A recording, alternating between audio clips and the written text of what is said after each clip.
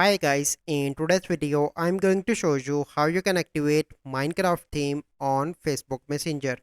So the first step you need to do is to open Play Store and search for the Messenger. So once you click on that, you need to update your Messenger application. Once you complete that step, you need to go back and you need to open Messenger application. So once you open Messenger application, you simply need to select any conversation. Once you select it, you simply need to click on the person name on the top, and from here you need to click on theme, and on the top you can see Minecraft. Click on that, click on select a game, and now you can see that Minecraft theme is activated for this conversation only.